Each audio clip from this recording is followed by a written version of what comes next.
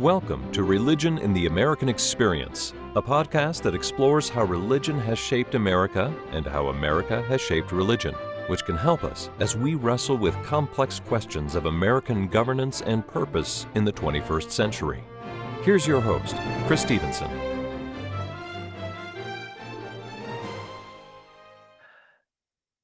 Hi, everyone. We're back for another episode in Season 4 of Religion in the American Experience, a podcast that explores the surprising and profound ways that religion has shaped America and that America has shaped religion. This year, the country is celebrating America's 250th, the semiquincentennial, and we at the museum are uncovering religion's influence in that. As many know, English philosopher and physician John Locke, one of the most influential of the Enlightenment thinkers, had a significant influence on the American founding through his many books, including A Letter Concerning Toleration, 2 treatises on government or of government, and an essay concerning human understanding. What we'd like to know and explore and discuss is what was his religion and how did it influence his thinking and writings, which in turn influenced the American founding. It is our hope that by understanding this better, each of us will be equipped to be more effective stewards of religion's role in the American experiment in self-government. Today, we've cajoled Professor Graedon Zorzi to help. Graedon Zorzi is an assistant professor of theology and philosophy at Patrick Henry College. Dr. Zorzi holds a Ph.D. in political science and religious studies from Yale University. His recent writings on the Christian origins of classical liberalism have been published in the Historical Journal, the Review of Politics, the Wall Street Journal, and The Hill. He is an ordained pastor, resident in the Diocese of the Mid-Atlantic of the Anglican Church in North America. Graedon, thank you so much for being with us. It's a pleasure to join you. First, can you provide us a short biography of John Locke? Who was this guy? Yeah, definitely. So I think one thing that I find fascinating about Locke's life is that he was not an ivory tower academic in any way. He was embroiled in the political conflicts of his time. Even when he had a relatively quiet period of writing in his life, it was in exile and hiding from English spies and surveillance. So just to give a quick overview of his life. So he grew up at a time when English was embroiled in a civil war. He's about 10 years old during the English Civil War when it started. So that was very formative. His father fought in the Civil War, and this is the same English Civil War that so greatly affected Thomas Hobbes and led to him writing Leviathan, in part because of the Civil War and his fear of chaos. And so Hobbes comes out of the Civil War and advocates for a strong centralized government to prevent the kind of chaos he saw in the Civil War. Now, Locke is a generation younger. Hobbes is sort of the age of Locke's father. And Locke grows up and he takes almost the opposite lesson from the English Civil War. He takes the lesson that, well, when you have insufficient checks on government, then you can have powers threaten to become tyrannical, and then people will resist it. So what you want to do is limit government in the first place. And he begins to develop those ideas after his time at Oxford. He spends time at Oxford. He studies with the Puritan John Owen, which I think is really interesting. But he graduates from Oxford and eventually forms his most important political alliance with the Earl of Shaftesbury. He actually operates on him. There's some kind of very serious issue that the Earl of Shaftesbury is going through, and Locke operates successfully on him. And the Earl of Shaftesbury is so pleased with this that he awards him a place in his household.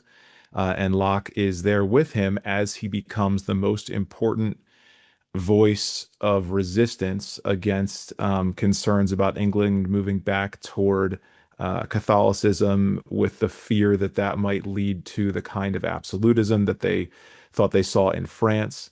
And Locke is forced to flee to the Netherlands with Lord Ashley, the Earl of Shaftesbury. And that's the period I was talking about, where he's sort of ducking and hiding from English spies and also revising his 2 treatises of government. He comes back to England on the same boat that brings the wife of William of Orange. So he's sort of riding back, or with the same fleet, that brings the future monarch of England, the spouse, the Queen. It's sort of a fitting thing. He's sort of riding back in, and at that point he publishes, but still anonymously, his two treatises of government, his essay concerning human understanding, and begins to become this very influential public intellectual.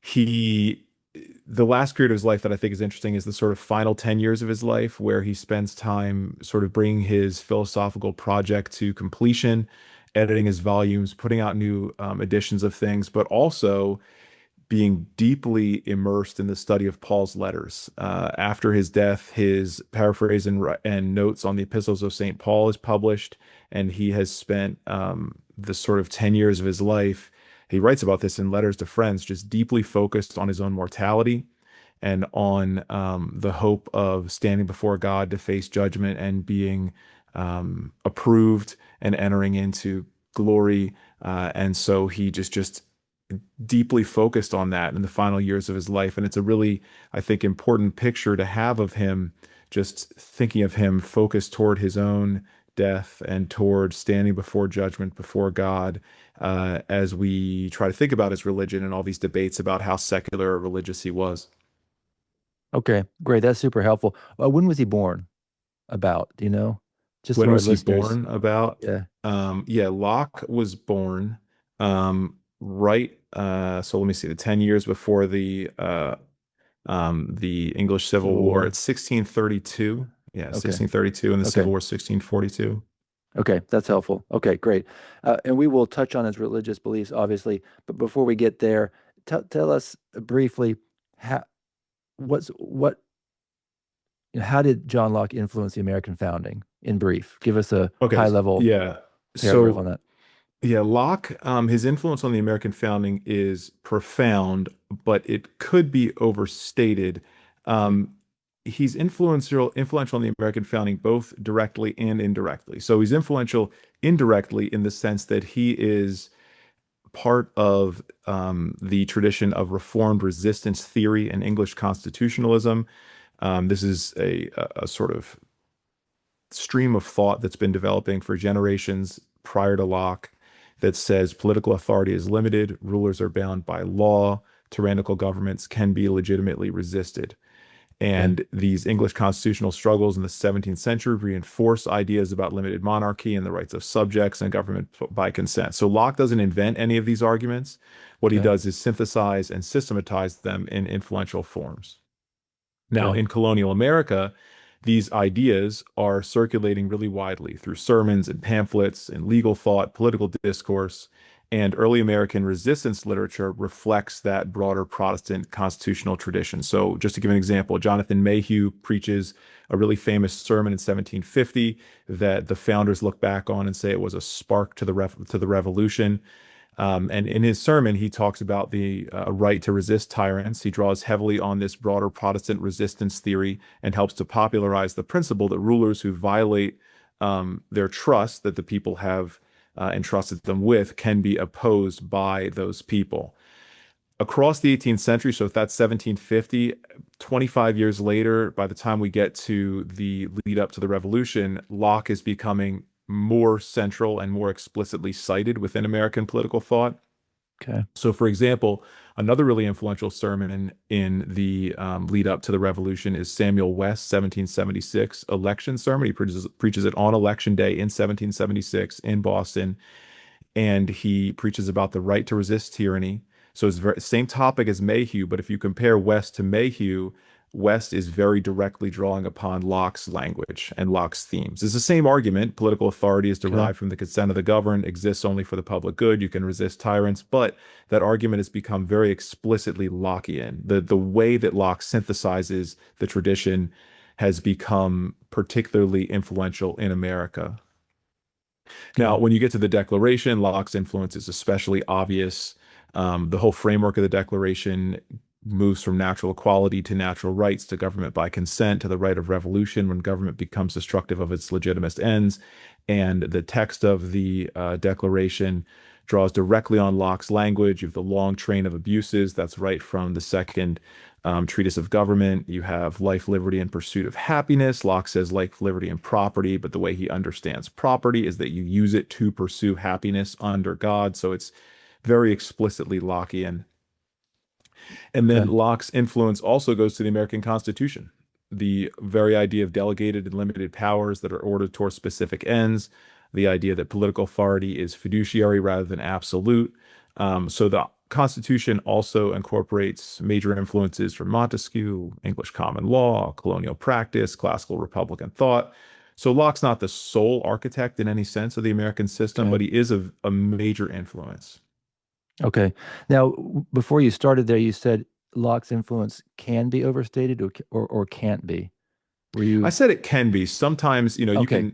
can. One Tell us thing why. that scholars of American history have done over the past, I don't know, especially this past generation, have said, well, look, Locke is very influential, but we want to see continuity between the things that Locke was saying and the things that were in the water, so to speak, for 100 years prior to that. And so it's not like Locke himself personally was the first one to say, Okay. "Oh, you can resist tyrants," and you don't want to view him in that way. You want to view him more as this Okay. person who is offering a very influential, and so he's certainly very influential, but a very influential restatement and Got it. synthesis of a tradition Okay. that's pretty dominant. Okay. That's helpful. It makes sense. Okay.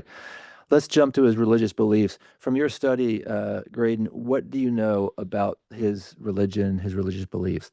Tell us that story. That'll be very helpful to Yeah, us. yeah, absolutely. And let me connect it to the last one too, because there's one other piece of its influence in America that is sometimes overlooked. And this fits with, so we were talking before we started about the idea that the podcast and the museum is focused not only toward how religion has shaped America, but also how America has shaped religion. And I was saying, I love that idea. I love that focus. And you can see that with Locke's story, because one of the ways Locke is influential on America is through that paraphrase and notes of the epistles of St. Paul that I mentioned earlier. So he writes this paraphrase and notes of the epistles of St. Paul. It's not published until after his death, but when it becomes published, it becomes a bestseller, and especially in the American colonies. It's very widely reproduced. It's very widely admired. And what people like it for especially is its method of studying Paul. What Locke does is he takes the text of Scripture and he puts that in one column, and then he gives his paraphrase of Paul in his own words in the next column, and then he adds notes. And so it's not all that dissimilar from what we would see in a commentary today, except that you'd have the paraphrase really starkly distinguished, explicitly distinguished from the notes. But people love it. And it's especially significant in terms of thinking about the development of religion in a specifically Protestant direction, because the Protestants really emphasized, well, we need people to read Scripture for themselves. We need people to read Yeah. Scripture and reflect on Scripture for themselves. And this becomes influential on Catholics too. But Protestants definitely championed it. And Locke is part of that story, and his paraphrase and notes and its influence in the United States is part of that story. So that's the place I'll start. Okay. But in terms of Locke's religious beliefs in general, they're very widely debated. One of the debates in the scholarly literature about Locke recently has been whether Locke is a sincere Christian, whether Locke is a sincere practitioner of the Christian ethical tradition of natural law, or whether Locke is actually more of an atheist, more of a Hobbist, sort of following Thomas Hobbes and using religion instrumentally, but maybe not being a true believer himself. Whether Locke is a Socinian. The Socinians were sort of liberal Christians in a way, of not liberal in classical liberalism, but liberal in the sense of their moving past some of the traditional Christian doctrines like the Trinity and the deity of Christ along with it, things like that. So there are all these debates in the literature. Was Locke a Socinian? Was he a sincere Christian? The general trend over the past 20, 30 years of Locke studies has been to say that Locke was a pretty sincere Christian. Now, he's not necessarily orthodox in every belief, And we could talk about details of that if you're interested in it. But overall, he seems to be a pretty sincere Christian who took religion very seriously, used religion to build themes that organize his writings. And I think one of the most straightforward illustrations of this is just the appreciation people have gained for the fact that he writes a book called the Two Treatises of Government or Two Treatises of Government rather than just the second treatise. If you go through college and you study Locke, usually you just read the second treatise because the second treatise, it starts from natural law and the equality of people under God. And that is still religious, but it can sound kind of abstract. But the second treatise comes after the first treatise, and the first treatise is just a commentary on Genesis. It's just really detailed biblical analysis of the book of Genesis, trying to prove that Robert Filmer, this guy who wrote Patriarchia, trying to argue for the divine right of kings, is incorrect, and that God gave to Adam dominion in common with all the rest of humanity, and that there's no way that even if he had been given an exclusive dominion, that we would know who inherited that exclusive dominion. And he goes through in lots of detail to lay out the very principles that he uses in the second treatise from a biblical and exegetical perspective. Okay.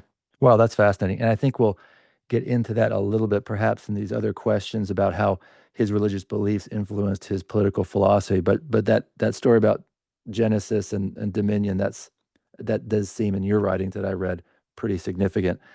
So religious figure, religion was obviously important to him, and that's important for us to understand. But let's get into sort of some details here then.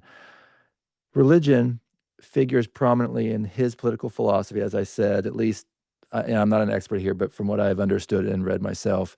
But how is this? How is this in his political philosophy? How does it come out? For example, Graydon, in your writings, you quote Locke as saying, and I thought this was significant because you mentioned it a couple times. You quote Locke as saying the religious doctrine of a final judgment, quote, changed the nature of the world, close quote. Can you elaborate on this and its significance to his work, his political philosophy work? Yeah, I think that line is really significant also. That's from his book, The Reasonableness of Christianity. And he says that when Christ died and rose from the dead, and along with his teachings about heaven and hell and judgment and forgiveness, he brought life and immortality to light.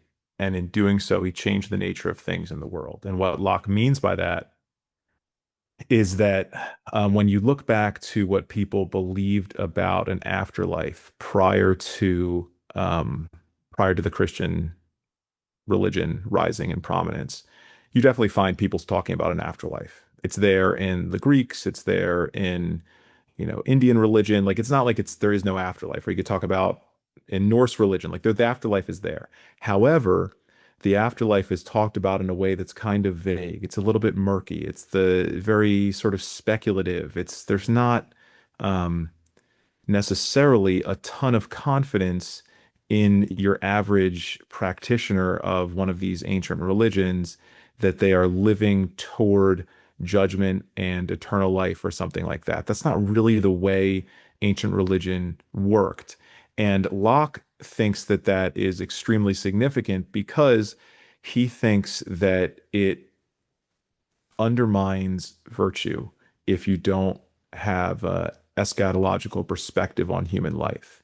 He thinks that if you're not living in light of the idea that you will face judgment before God, and that judgment will determine whether you enter into eternal life and glory or do not, that's going to have a dramatic impact on how you live your life.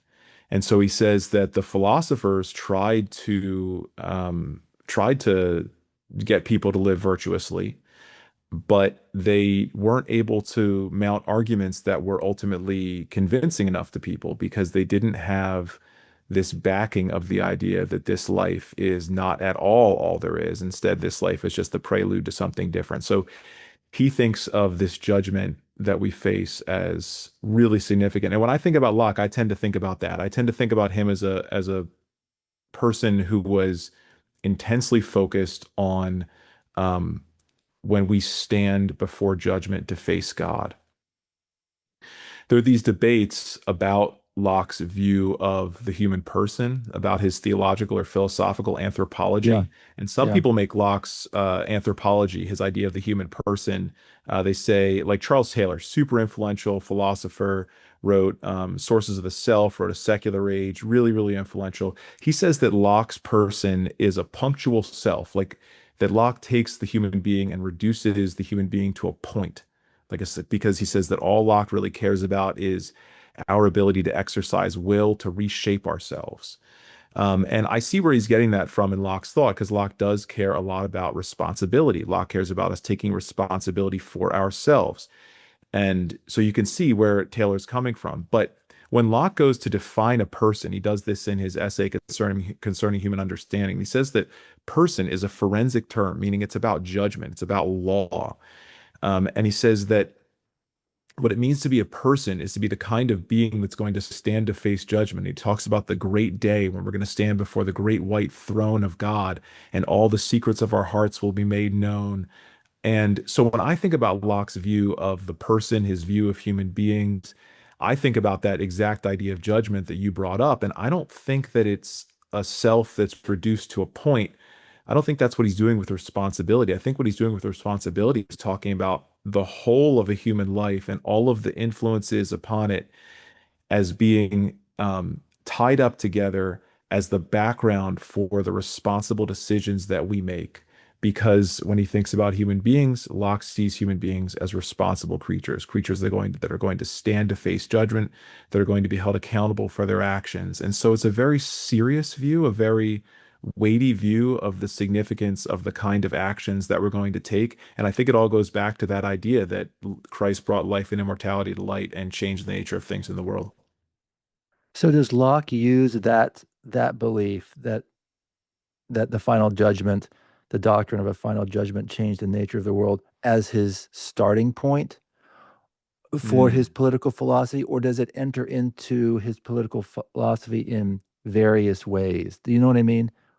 Yeah, that's a good question. So tell me more what you mean by starting point. Like, is that So he's sort of working from there and that's the basis? Talk about that a little bit. yeah, so we're trying to get at how his religious beliefs influenced his political philosophy, which influenced the American Hmm. founding. So Hmm. this idea that the world was changed by this doctrine of final judgment, um, Yeah.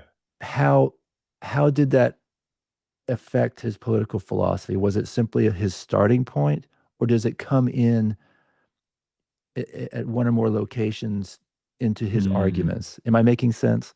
You're This making gets into sense. It's a philosophy, great and I'm not a question. Yeah, yeah. philosopher. No, no, no. It's a great question. And I think the answer is that it does come into his writings at several different points that are significant, Okay. especially with regard to the way he justifies resistance against tyrants. His particular language for that is the appeal to heaven. He quotes Judges and talks about how Jephthah appeals to heaven against the pagan nations that are standing against him. And he says, look, like I appeal to heaven. And so this leads to conflict and saying that God is going to judge between us who's right and wrong.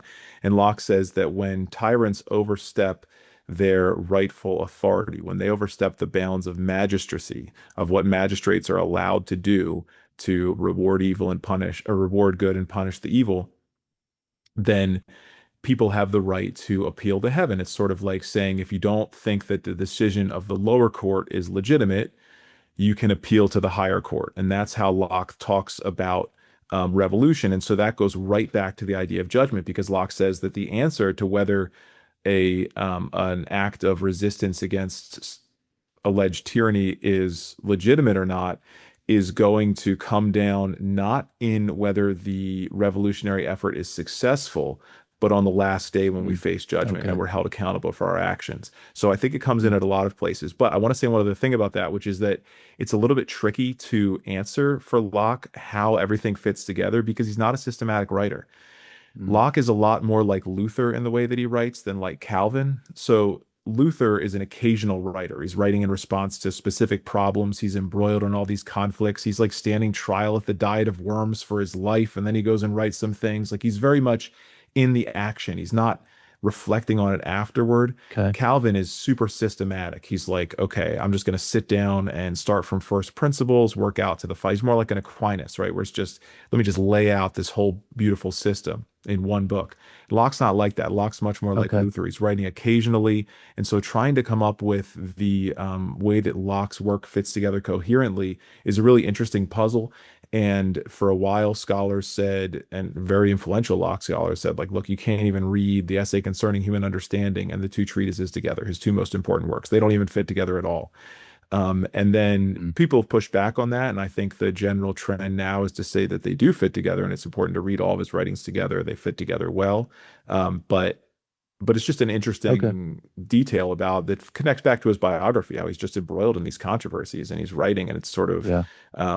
he, I think, sees the picture of how it all fits together, and that creates a puzzle for scholars to Right. look at.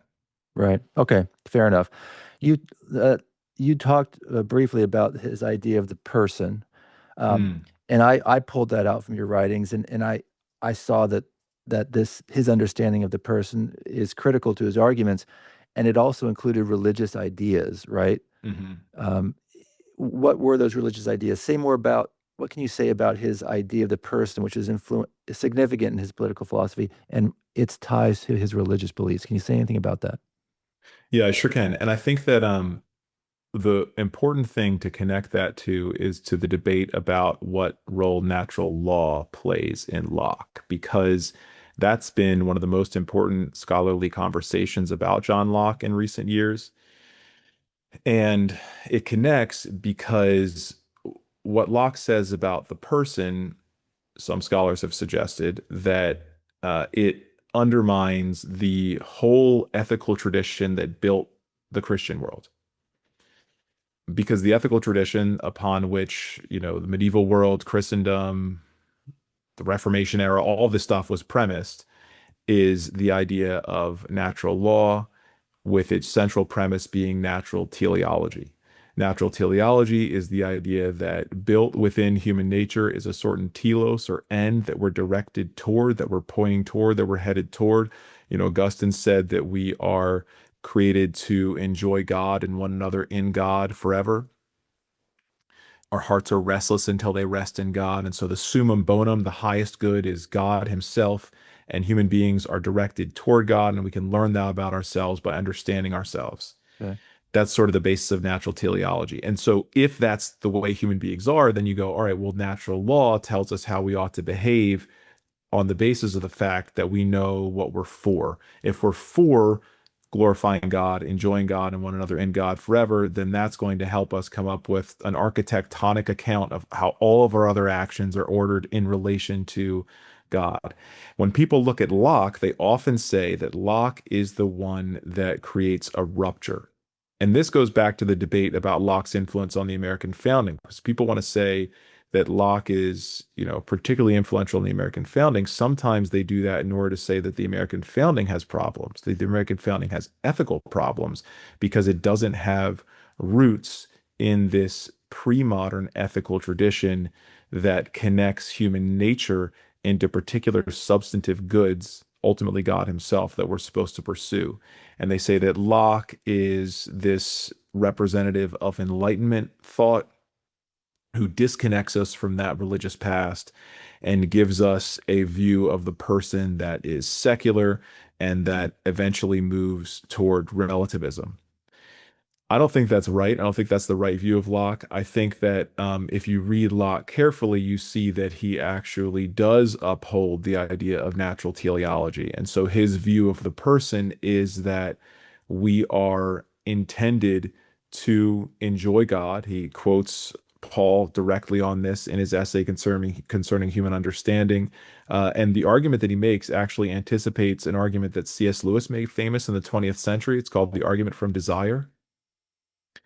Argument from Desire, I'll just give it briefly. It's a fascinating argument. You may be familiar with it. But it says that um, every desire that a human being has, every natural desire has some thing to satisfy it.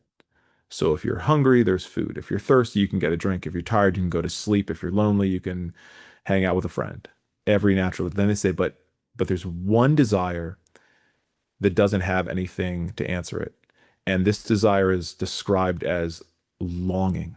There's this longing for things, for something more, for something greater. A classic illustration of it is in East of Eden, John Steinbeck's book. He talks about this family that's traveling west, and they see the California hills, and they see just these golden trees, and it's just beautiful, and they want to like nestle in the hills. But if they actually like take a hike up into the hills, it's not going to be the experience that they're looking for. Like there's something deeper, something more transcendent that they're longing for. And the idea is that this longing shows up at all different points in life. Sometimes it shows up when you're down. Sometimes it shows up after a mountaintop moment. You win a championship, achieve a pinnacle in your career, and then you realize that it's not what it was cracked up to be. So C.S. Lewis makes this argument famous, and the idea is that that longing points us to God. There isn't an end for that longing. It's the same end that Augustine talked about. Our hearts are restless until they rest in God. That's the final end, the beatific vision, to be in the presence of God. David says, one thing I've desired, to gaze upon the fair beauty of the Lord. Well, Locke uses that exact desire to talk about the final end of human beings. And his whole essay concerning human understanding is fascinating. So he says the reason he wrote his essay concerning human understanding is that he was having a conversation with friends. And his conversation with friends was about all sorts of different ethical questions about morality, about religion. And Locke at one point stops the conversation and he says, hold on a second. Shouldn't we have a more basic conversation first before we enter into all these other issues? And shouldn't that more basic conversation be, what is the human mind good at knowing? Like, what are we able to figure out well, and what's difficult for us? And his friends were like, yeah, it's a great idea. You should write a book on that. And he was like, okay, maybe I will. So he goes and writes the essay concerning human understanding, which becomes, extraordinarily influential in modern philosophy. But what he argues in the essay concerning human understanding is that human beings are not all that good at understanding the physical world. And this becomes part of his apologetic for why the emerging natural sciences are something that's God ordained and a good thing. We're supposed to go out and investigate the world because we can't just sit around in our armchairs and figure out the internal structure of a cell.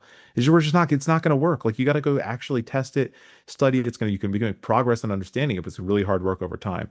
But Locke says what we're very good at, what every human being is good at, is ethics, is understanding morality. And we're all good at it because God has created us with longing for himself. And so the kinds of things that we desire, the kinds of things that make us happy, ultimately point us to the reality that all of the different pleasures and satisfactions in this world are unsatisfying ultimately.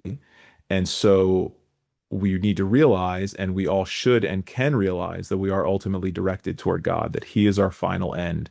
And from there, we can work backwards and build out the rest of how we ought to live, in the same way that natural teleology used to play a role within natural law. It's still doing that within Locke. So he hasn't actually moved on from it in the way that some people have thought that he has. And so that very idea of natural teleology and directedness toward God ends up becoming connected to the idea about judgment that we just talked about, because we're directed toward God. So all the things we're supposed to do lead us toward God, and we're going to face judgment before God. And it ends up becoming foundational to his political thought in a variety of ways too.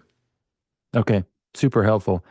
You mentioned earlier his idea about Adam and how God gave him dominion, but with everybody else as well, instead of this argument against the divine right of kings, which so has definite religious this was religiously influenced. Tell us briefly a little bit more about that and its influence.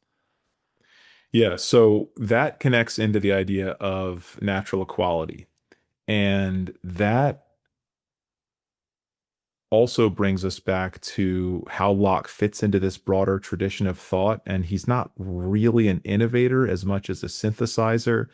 Okay. And, he puts his spin on things and is very influential. It's not like he's not doing anything new, but often the best new things are just repackaging other things that are traditional in a particularly insightful way. And that's kind of where he stands, more than as some kind of revolutionary thinker that's come sort of charting a new direction. And with equality, it's very much the case, because the equality of all human beings has been a central teaching of Christian ethics from the very earliest days of the church.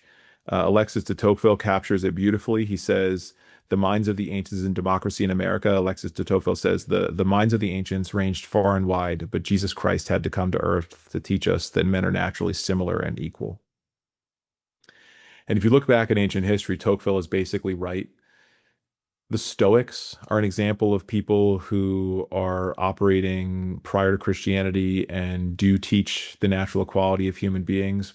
And Stoicism was very influential. So it's not like there's no equality being taught, but the Stoics are kind of an exception. And the general rule is that the ancient world is a world of hierarchy. It's a world of slavery. It's a world of authority of those who are born in a high position over those who are born in a low position. And the Christian church challenges this from its earliest days. You can look back to the Christian apologists, the Epistle of Methodius to Diognetus in the 2nd century, or Lactantius's Institutes in the 3rd century, Augustine after that, and all sorts of other people just emphasizing people are equal under God. We're equal under God. Even if they're slaves in society, they're not slaves to us. And if they can find their freedom, they should. And we treat everyone as equal, and we're uplifting the poor, and those who are rich are meant to spend their money to benefit other people. They certainly can't keep it for themselves, for their own aggrandizement. They need to use it responsibly under God for the good of all. There's this, not that they can't, there's also affirmation of private property, but the point is private property has to be used responsibly. And so this idea of natural equality makes it down to Locke. And in the first treatise, he's responding to Filmer, who's denying natural equality, because Filmer's saying that when you look at any group of people in a nation, there's one person who is by nature in political authority over the other people. So our legal rights and privileges are not all the same. And it's interesting, though, Filmer, when he makes his argument in Patriarchia, he starts with pleading for a hearing, because he says, look, I know I'm the minority viewpoint, but you got to at least listen to me, which reflects the idea that this is traditional Christian teaching, that equality is the way we should understand human beings. And Locke very much insists upon that. You could see even in the way his essay concerning human understanding emphasizes our ability to know morality, that's a very egalitarian argument. He's going, look, like your average person doesn't need to rely on a philosopher to know right and wrong. In fact, some of the worst ideas about right and wrong come from some of the most educated people. They get so educated, they lose common sense. And so you could see it, the sort of Thomas Paine, the common sense tradition, like that's very Lockean in a certain respect. So Locke has a lot of emphasis on natural equality, and it does go back to Adam. And the basic shape of equality that Locke has in mind is equality before God's law. So it's not equality in the sense that we're the same at every point. Like if to be equal is to have an equal sign, like you're the same in some respect. And so one way of thinking about equality would be to say human beings are the same in every respect. We're uniform. We're all exactly the same in every way. That's not at all Locke's idea of equality. Locke's idea of equality is that we have all sorts of differences. You know, some may be smarter, some may be richer, some may be older, some may be whatever, have more authority in a state. Like there's all sorts of differences between us. But there's one respect, a very important respect, in which we're all the same, and that's before the law of God. And that goes back to Adam, because we all have dominion in common. We all have under God the same delegated authority. He thinks of us as vicegerents or deputies that are authorized by God to go carry out God's law, to pursue his purposes in building a civilization that's glorious and beautiful and will become the glorious kingdom that Christ will establish forever when he returns after this, brings the great day. We face judgment and he enters into this kingdom on earth. And we're all accountable to carrying out that law. And so that connects us into the judgment point. But because we're all equal before God in this legal way, that gets him to everything about government by consent and majority rule. And so much of his political thought flows from this basic idea that we are made in the image of God. And because we're made in the image of God, all of us, all have equal authority under God. And so if you want to figure out which one of us has authority over someone else, you're going to have to get to that by saying, well, okay, the people who are under authority consent to be under authority, because otherwise there's no rightful claim that I would have over you or you would have over me to direct us to do anything as long as we are adults, because we're adults who are, if you look at the org chart, it goes God and then all of humanity under God. Okay, that's well put. Okay, great. Well, so as we conclude, Graydon, I asked this of all of our guests. Do you want to share any lessons or takeaways from today's topic, either in terms of important historical transformations you have noticed, or in terms of helping us better understand our particular and present moment in the American narrative? Yeah, I think that one narrative that you see increasingly in recent years is the idea that America has a founding that is problematic because it isn't sufficiently moral, that some of the freedoms that Americans protected in the founding, in the Bill of Rights, for example, in the delegated powers of the Constitution, that those freedoms aren't morally justified in a really convincing way, that the reason people defended freedom was that they thought, well, you can't really be sure what morality is, you can't really be sure what truth is, and so people have a freedom, but it's kind of an amoral freedom, and that the right way to move toward the common good is to have more direct state control over all sorts of things. And if you have the state doing things and using its power for whatever good ends it can pursue, then that's going to lead to a much better in political and social environment, because the state has a lot of power. It can concentrate power. It can, whatever are the good things we want to do, whether you're on the right, whether you're on the left, whatever the agenda you want to pursue, you go, well, let's use state power to pursue it to whatever end we can. And Locke has a specific debate with a gentleman named Jonas Prost, who is criticizing his Letter Concerning Toleration on these exact grounds. And Prost is saying, look, if you know what the truth is, if you know what true religion is, you should enforce it. Why would you not enforce it? That's crazy. Of course you should enforce true religion. You must be a skeptic. If you're advocating for freedom, the reason you're advocating for freedom is because you don't think that there's really a truth. You're actually trying to push us toward immorality, toward amorality, toward relativism. And Locke's response to that is to say that that's not the reason why I'm advocating for freedom. I'm advocating for freedom because of my respect for the moral responsibility of men and women before God. And I think that that argument is so significant as we think back to the American founding, especially 250 years in, and try to think about why we would want to stand by the freedoms that the founders took so seriously. I think Locke's argument that these freedoms are morally serious, and the reason they're morally serious is because of the morally serious view of life that he took, that all of us have real responsibilities that we need to work out. And this even includes in relation to property. I said earlier how Jefferson takes life, liberty, and property, makes it life, liberty, pursuit of happiness, but that actually is pretty reflective of Locke's broader context, because what Locke is saying by property is, well, look, if you're going to pursue happiness, and remember, happiness is ultimately found in the Lord. Like, you're not going to be happy, just the highest kind of happiness is not going to come just from, you know, dissolute living or amassing all sorts of wealth to spend on yourself or whatever thing you might do that's not particularly morally impressive. The highest form of happiness is found in the Lord and in living a good life responsive to God's commands, responsive to Christ, as Locke would think about it, in hopes of accommodation and glory in the life to come. And that's how Locke spends his last 10 years, just deeply focused on that idea.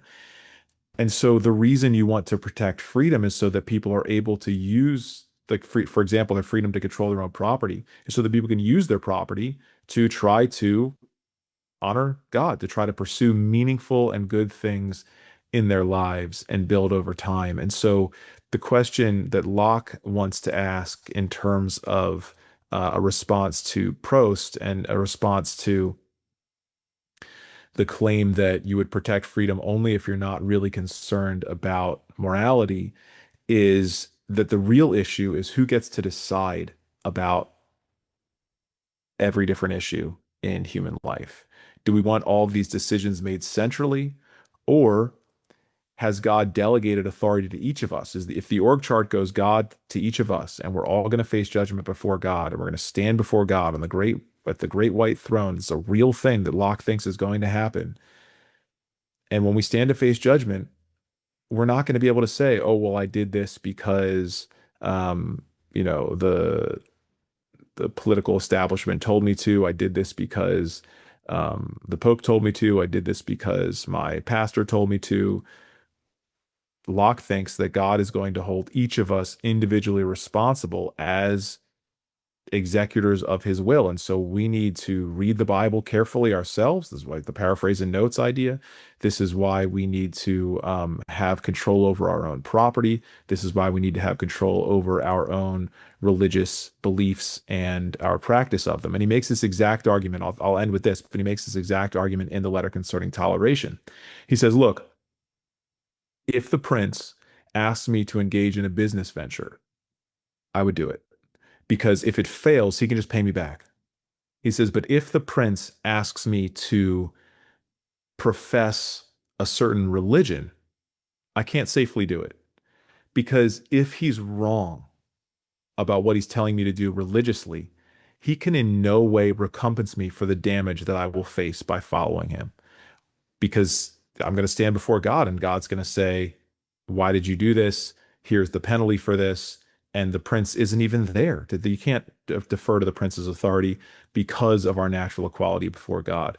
So I think one thing that we get out of Locke is just the moral seriousness of human life, which I think is a weighty idea about the responsibility that we each have.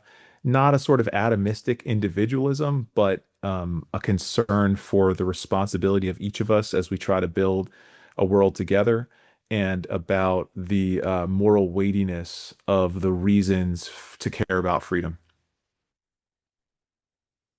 Okay, Graedon, thank you. You have the last word, and it was a good one. We have been talking with Graedon Zorzi, Assistant Professor of Theology and Philosophy at Patrick Henry College in Percival, Virginia, and an ordained pastor resident in the Diocese of the Mid-Atlantic of the Anglican Church in North America. Graedon, thanks so much. The explanations and elaborations you provided, I think, were just what we needed to hear, and they have equipped me, at least, and I hope all of the listeners, to be better stewards of religion's role in perpetuating the American experiment in self-government. Chris, thank you so much. It's been a pleasure. Religion in the American Experience is produced by the private Digital First National Museum of American Religion. Scholarly support is provided by Dr. Lauren Turek, and audio and video assistance by Dr. Randall Stevens. The music was composed by Evan Chamberlain.